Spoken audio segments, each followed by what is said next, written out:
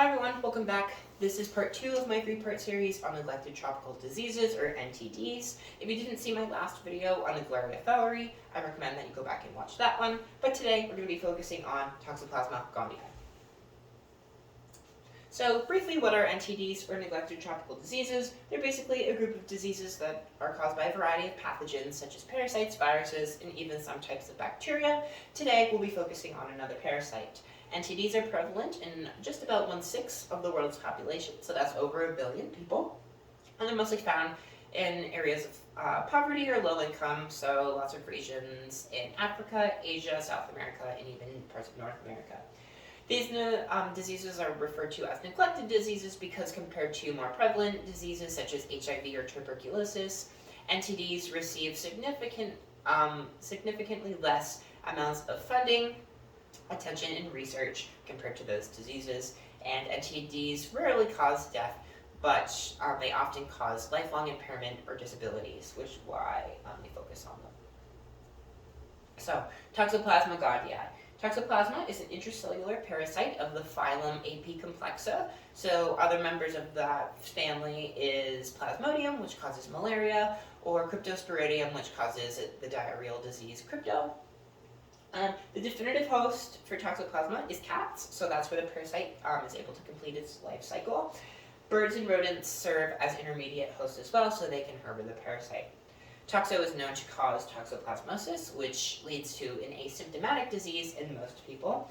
But there's really a concern for immunocompromised people that get toxoplasmosis because it causes cell destruction and inflammation and destruction of organs like your liver and your heart to cause like hepatitis or myocarditis. Toxoplasma can also lead to an ocular disease, which can lead to blindness.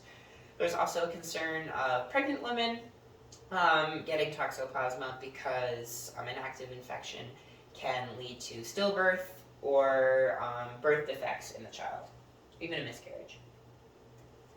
So there's 4 ways that you can get a toxoplasma infection. The first one is through cat feces and contamination of what we call fecal oocysts. I'll talk about that later in the feces. Second one is by eating raw or undercooked food, meat or shellfish that have been infected with toxoplasma. The third one is either a blood transfusion or organ transplant from somebody that had a toxoplasma infection. And then finally, there's congenital spread, which is when a mother passes the disease to a child through birth. Toxoplasma, as you can see through this map down here, is worldwide spread. It's estimated currently that 23% of the United States is infected with toxoplasma, and 65 to 85% of France is infected with toxoplasma. Now, this makes sense because France has their culture has been integrated to eat raw meat dishes such as tartare up there in their culture, and that's really not great for toxoplasma spread. So, real briefly, this is the life cycle of toxo. It can be kind of complicated due to many ways that it is spread, but basically, you have your little cat here. They consume either a rodent or a bird that is harboring the parasite. It eats it. The toxoplasma gets into the cat's muscle tissue, and basically, since cats are a definitive host, which means that that's where the parasite completes its sexual life cycle, the cat is able to pass on the parasite through these fecal oocysts, which are what infect other animals and humans. So the most direct way is obviously cat feces in a litter box, contamination with a human, and then you get the parasite in your mouth, consumption, boom, you have toxo. The second way is through eating raw meat of animals that we popularly eat, so like pigs, sheep, cattle are often there. If they're infected with toxo and you consume the encysted form of the parasite, you're going to get toxo. Again, up here, there's that third way. You get it through a blood transfusion, and then not spread on this life cycle is the congenital spread. So diagnosis for toxoplasma, basically what you're going to want to do is do a TSP, or Toxoplasma serological profile. Basically, during that, you just look under a fluorescence microscope that you tag a fluorescent tag to, and you're looking for Toxoplasma antibody in the patient. Other ways that you can do it that are kind of cheaper than a TSP are just doing a CSF spinal fluid sample or doing a PCR polymerase chain reaction to look for levels of Toxoplasma in the sample. As far as treatment goes with toxo, it's kind of complicated.